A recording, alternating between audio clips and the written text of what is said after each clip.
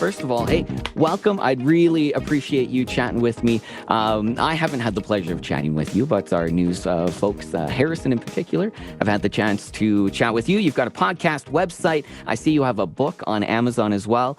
Your website, Operation Trauma Recovery, which I guess is where Tango Romeo comes from, I assume. Roger that. Absolutely. So first of all, I'd like to welcome you here, Mark. Thank you for joining me. How's your day been so far? So far, so good. Just looking forward to this. The neighbor's got the boombox going, but I think my microphone is canceling it out, so we're good. Well, that's a little bit of ambiance in the background. Keep you moving, hey? Keep you on your toes. That's right. Well, there's still lots of daylight. I can mess this up. So it's a good thing your day's already going well.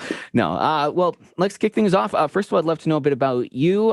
Foothills raised. Did you move here? What's your little bit of a backstory in terms of Foothills here? Been here about 8 years, and I'm so glad to be here. I have a family tie. An uncle of mine who's no longer with us used to visit him when he was in Black Diamond. So it's always been a special place to me. I just love this area. And the last 8 years, home is still home, which is east of Sherwood Park. But, oh, man, I like this better. I like being close to the mountains, and this is the place for me for sure. Absolutely. So you moved here, I guess, 8 years ago. So where were you? Just outside Sherwood there, you mentioned? Well, I grew up Ardrossan at Sherwood Park, and I was living in Edmonton just before I moved down here. Met the girl of my dreams, who's the principal at OJ.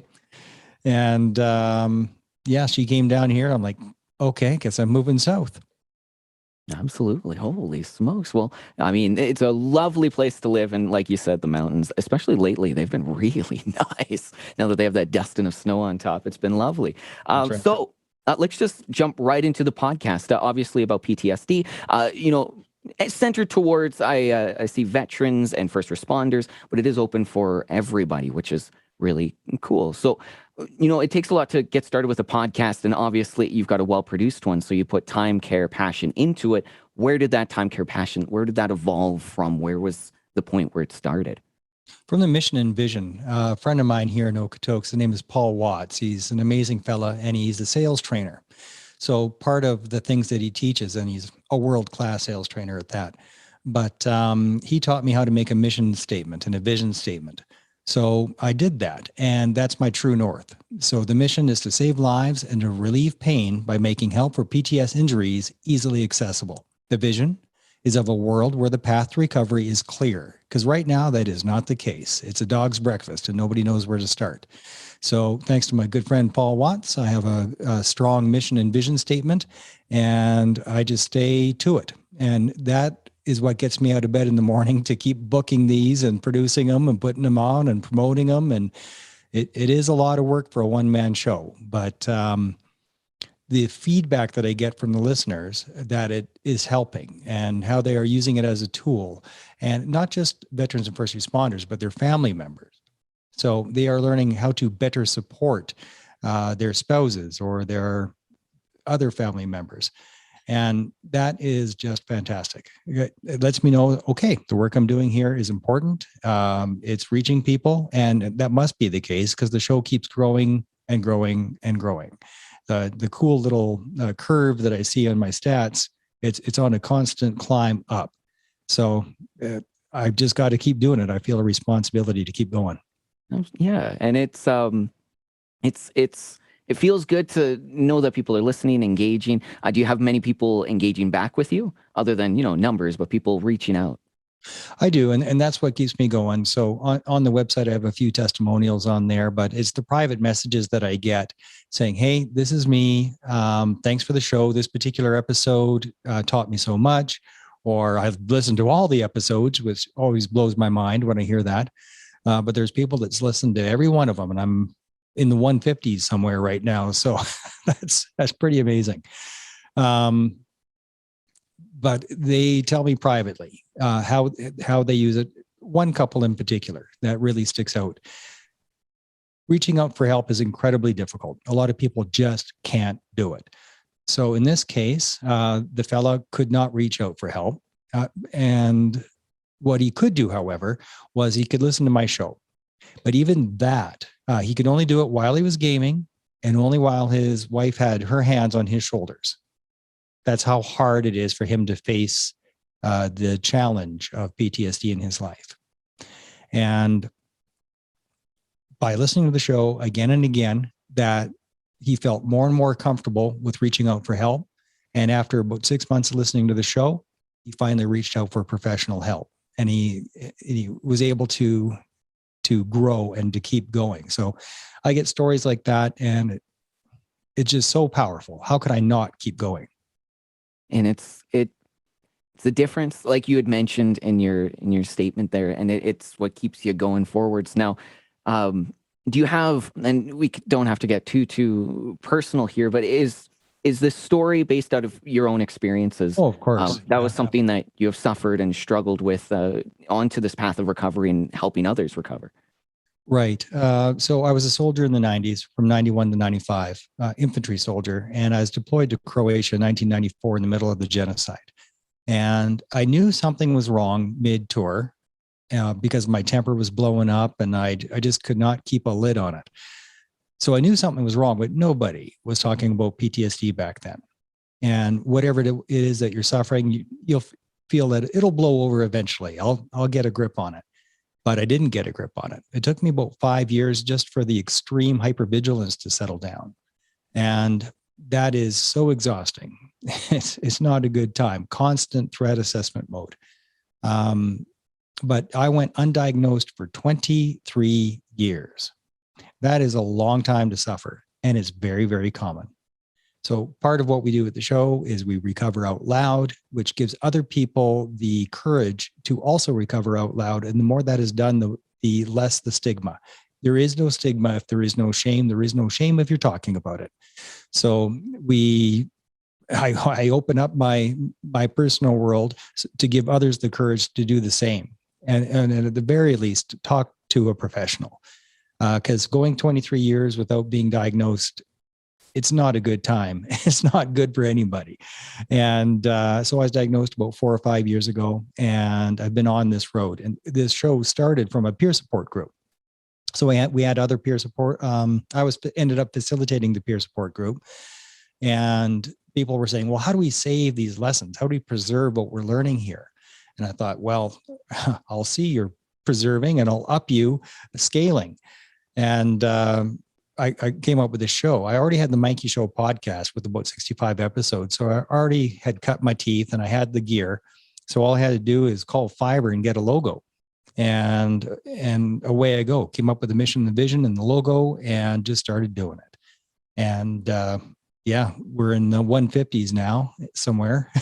And it's unbelievable. And how much more there are to do. I don't know if I can ever stop because I keep finding new innovations, new modalities all the time.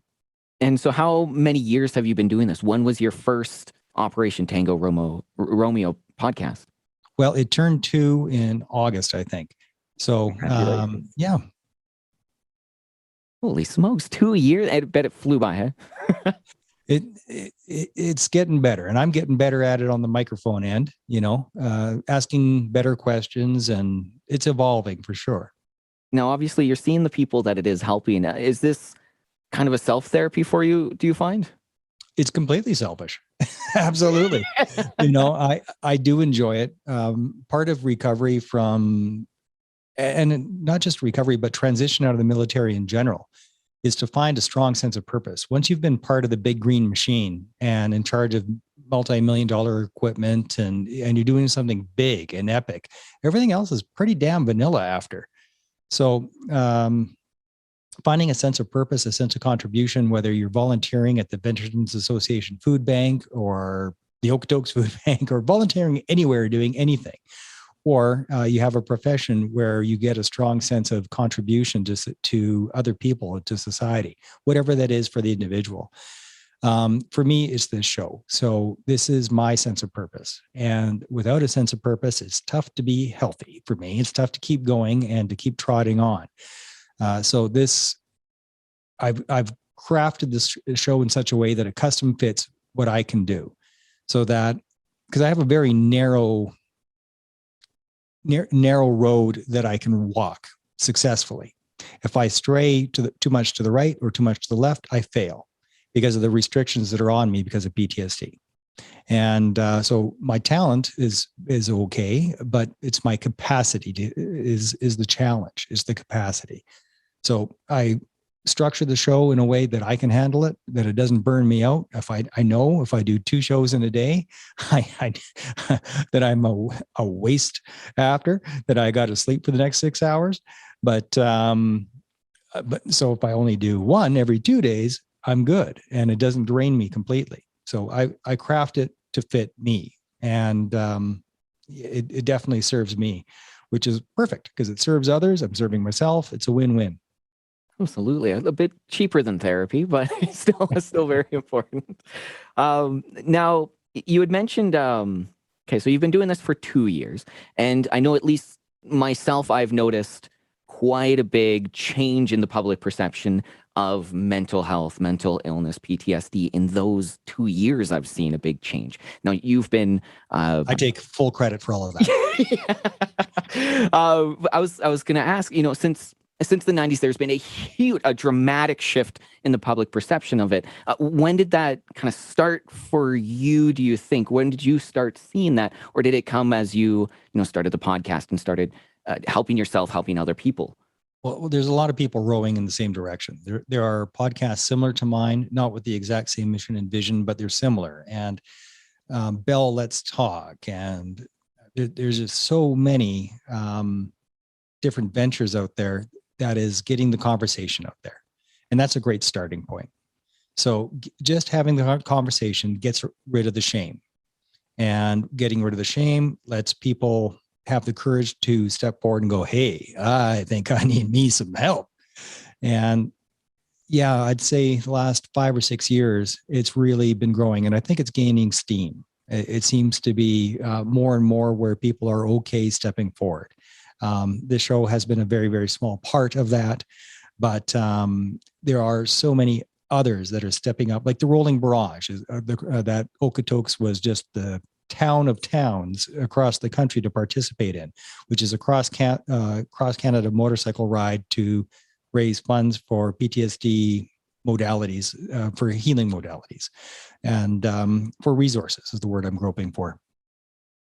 So, I mean, that's going from coast to coast with a police escort. It's kind of a big flashy deal, and all about crushing the stigma.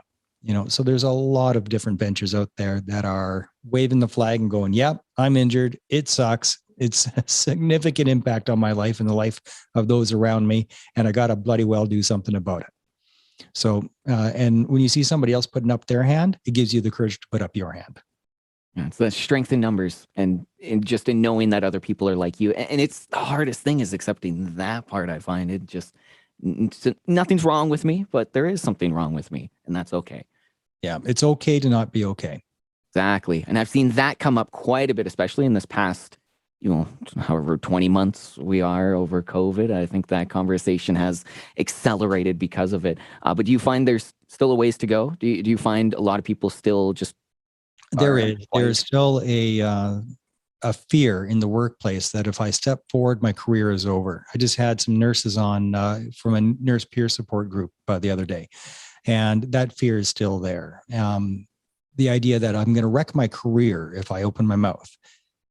So that is still a real thing. It's a reasonable fear that people have, and we have to continue to move forward so that leadership in various organizations make sure that people are comfortable stepping up and stepping forward. Because the longer you let it mastize, the worse it gets. For me, it was 23 years. It does not get better with time. Time does not heal all wounds. It makes them so much worse. It's like a cancer. It just grows and becomes more and more dangerous. And I mean, I've seen people that are Vietnam veterans, for God's sakes, that suddenly in their 70s are reaching out for help. And by the time they do, it's been repressed for so long that it is a major, major problem in their lives. And of course, the end result is suicide and addiction and homelessness. So it's very, very serious. And the earlier you can get on it, the better, or better yet, preventative measures. Even doing it before it begins or starts grabbing hold of you. Absolutely. And so you had mentioned nurses. And so, what kind of guests are you bringing on to this podcast? Like, who are chatting? Do you get professionals? Do you get friends? Do you get people that reach out? Who attracts? Who gets attracted to the podcast there? Well, it's a broad range. I've had spouses of veterans on to talk about their experience. I haven't had my own wife on. She's a bit shy, but anybody that is affected by trauma. But what I'm focusing on is resources. So for the most part, anybody that I have on is either some sort of mental health advocate or the founder of some kind of resource, a veterans retreat, or a new modality, as a, for instance, ketamine treatments. So we had Dr. Rob Tange on, and we have a blend. It's not just PhDs that we have, although we've had quite a few on the show, quite a few PhDs, but people with the lived experience, like Jessica Vanderhook, who has been a paramedic for over 20 years and is quite well versed in psychedelics and equine therapy. So yeah, everybody that's relevant is who we bring on. And I try to make sure that everybody that is on here is relatable and a real person, not a robotic clinician. It's a big help to have that person, human side of it to talk about it, because it is engaging. It connects you. Now, what has been what's the public reception to your podcast? I mean, we talked a little bit about those that listen quite a bit. Outside of those that are directly affected by PTSD, trauma, etc. What's been the reaction to your podcast? Have you had much? Well, the only ones that I guess I'm preaching to the choir, because the only feedback I get is from the fans. And did I just say fans? That's a weird word for me to hear say out loud, but I guess that's who it is. That's who they are. I think I prefer to say listeners, but it's infotainment, I guess. But yeah, most of the feedback I get is from the communities that I'm talking to. So from the veteran community, from EMS community, from the police community, and they're the ones that are cheering me on the most, and their families. I mean, I had one young fella reaching out to me and going, "Look, my dad is right off the rails," and told me what was going on with his dad, and he used to serve, and this is what's going on. What episode should I listen to first? I said, start with the first one, listen to the first 10. And then he got back to me saying, I listened to like 30 now, thanks. And it's given him the tools to go to his dad and go, Dad, is this what you're feeling? Is this what it's like for you? Well, yeah, son, it is. How did you know that? Well, from Operation Tango Romeo. Maybe I should give it a listen. And son of a gun, he's listening. So it's a starting point. It's many things, but it is also it's an aggregate for healing modalities, but it is also an easy starting point for the road to recovery. And easy is important, as I guess by easy, non-threatening, accessible. Yeah. You don't have to go anywhere. You can just do it on your daily basis. Drive to work, that kind of thing. So first 10. So if people are, listening to this, they're finding about this for the first time. Maybe they know someone, maybe it's them. That's an excellent start, is just 1 to 10. See where that takes you, eh? That's it. Because there's so many people going, I think there's something wrong, but geez, it couldn't be PTSD. That couldn't be me, because that just doesn't happen to me. But nobody, and I mean nobody, is immune from that injury. And it is an injury. This is one of the things I beat on the drum constantly.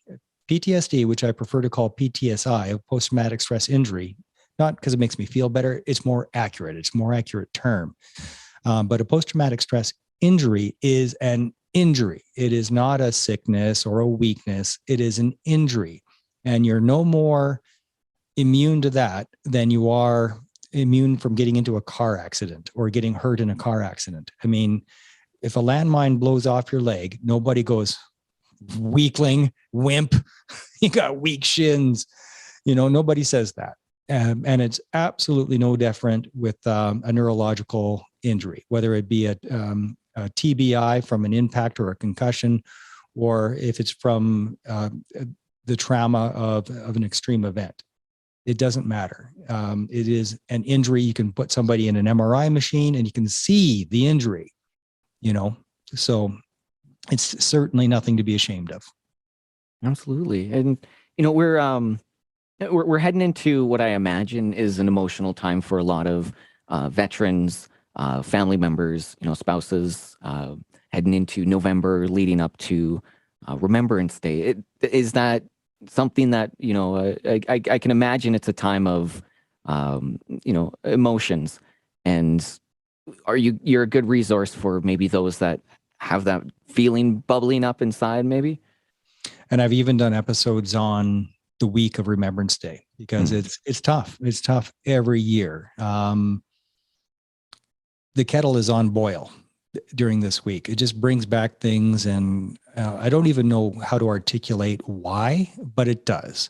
And for so many of us, my grandfather, World War II vet, died on a Remembrance Day, because the high anxiety of the day, plus he was clearing off the snow off his car on his way to Remembrance Day ceremony, and he died from a heart attack from the extra anxiety. And that is not uncommon. It is a tough week. And honestly, Logan, this year, I think, is the toughest year ever, because what do we say veterans sacrificed for? Starts with an F. I'll give you 3 guesses. And freedom. Yeah. And what are we missing right now? What are people giving up freely? Everything. The freedom that we have is being taken for granted. And what a thing to be taken for granted. It was paid for in blood.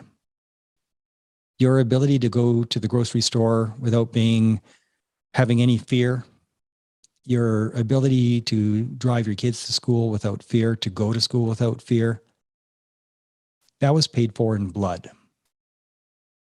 And now it's being given up without a fight. And it's deeply disturbing. Is that something you touch on specifically this week? I think you had mentioned that, actually, yes. Yes, I did answer that. One of the episodes I did, and it was a good reminder, I should rebroadcast that episode of how to deal with this week. And the number one thing is awareness. The awareness that, oh, this is a high anxiety week. Oh, okay. Maybe I am a little bit more short-tempered, and to be mindful of that, to be aware of, oh, I am a little bit short-tempered. Oh, I'm getting upset with somebody in a situation that I normally wouldn't be getting upset. All right. So you have to do the self-care in the days leading up to, and a few days after. Actually, there's a bit of a hangover period, but you have to do the self-care. You have to watch yourself and watch others. Like, put your hand on somebody's shoulder and go, hey man, take a breath. It's okay. Take a breath. It's not that big of a deal. We're all right. And we Listen have to this great podcast. Yeah. Listen to Tango Romeo. Fix your rate up. Absolutely. So do you imagine doing this for years to come? I can't see how I wouldn't. I keep running into more and more and more resources, and there's more and more.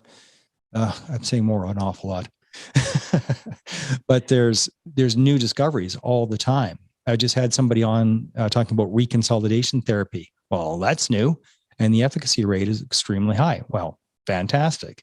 And psychedelics are ever evolving, so got to stay on that and see what that's like. And plus, I'm actually going out to these resources, experiencing them myself, so that I can have that firsthand experience, so I can talk about it a bit more intelligently.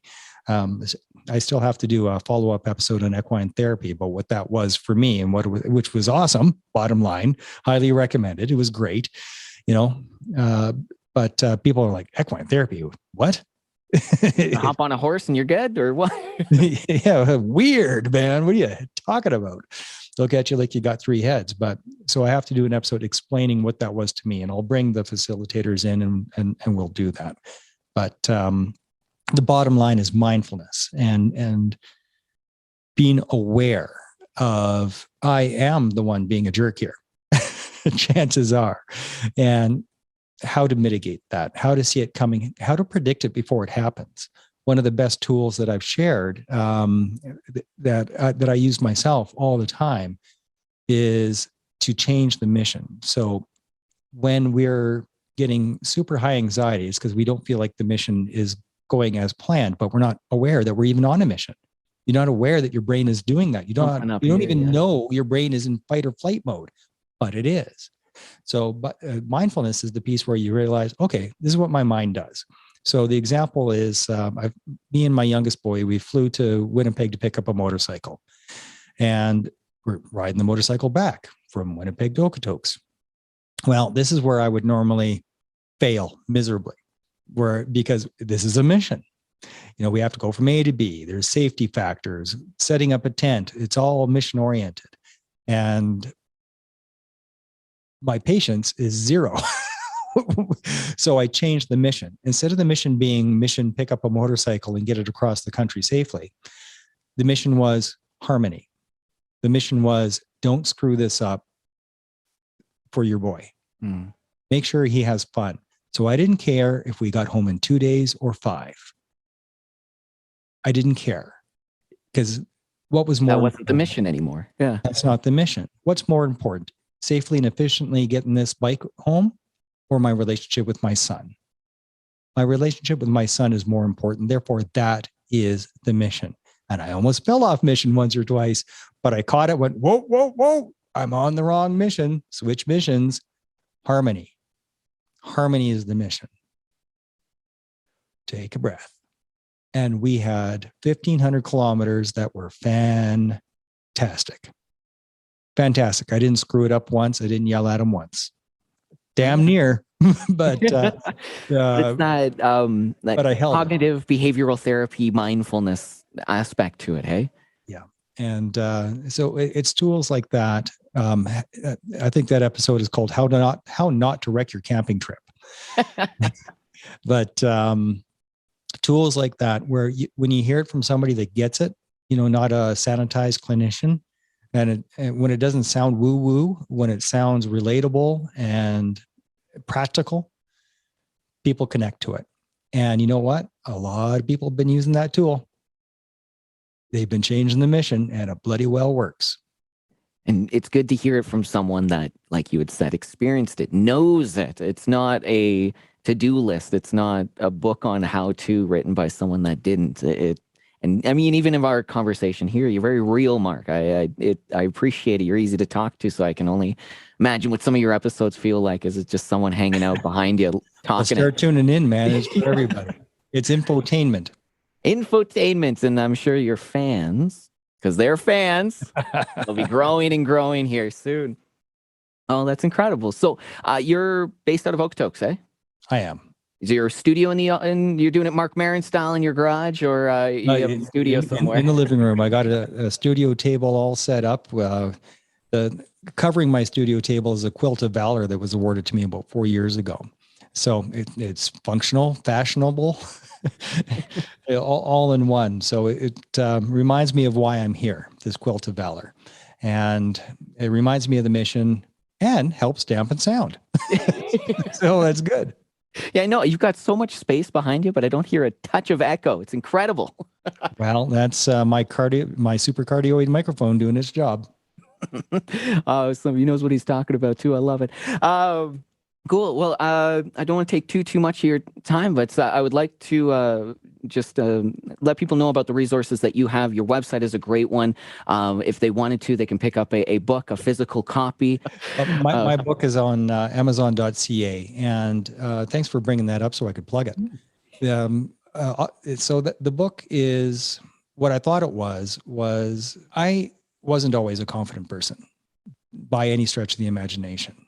And when I had sort of an awakening of confidence, it was after I got out of the military and I started doing well and being successful at what I was doing. And I had sort of the epiphany of, hey, I think I might be worth a little bit more than I give myself credit for. So I started reading books and more books and more books. And it was this time of awakening. And I started writing down some of the different lessons and collecting them. And I had a binder full of quotes, and I just started to grow. Then when I had a kid on the way, I realized, oh my God, if I ever get hit by a bus, this is such good stuff. I want my kids to know this, or one kid at the time. So at about 3 a.m, I woke up in a sort of a jolt one day and went, oh, I got it. I got my book. I know what I want to write. And I wrote it. It took me 2 years until I got it published.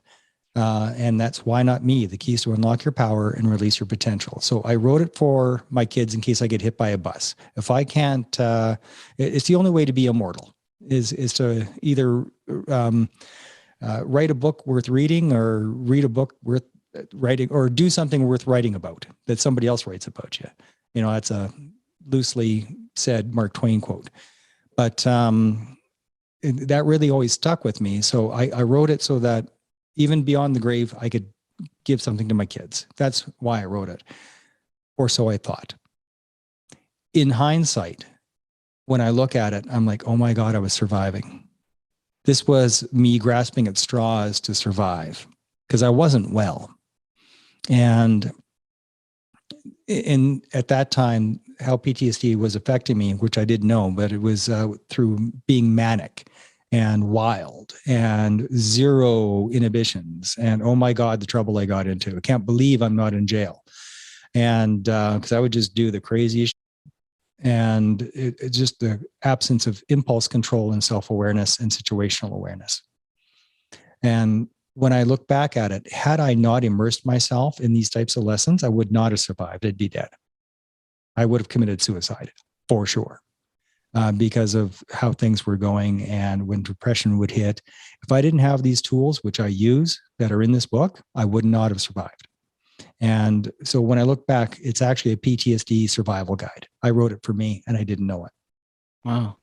Holy smoke. Mark, well, you're writing things worth reading and you're doing stuff worth writing about at this moment. So it's a joy to be able to see you well in virtual person. And I look forward to a time where I can meet you in person. Do you have plans? Absolutely. And I hope you start working on your Matthew McConaughey impression because you look a lot like him. You know, earlier today I got Shakespeare, so I'll take it. I'll take that one. Matthew McConaughey, hey, and I'll even give you the movie All that right, you look like. That's right.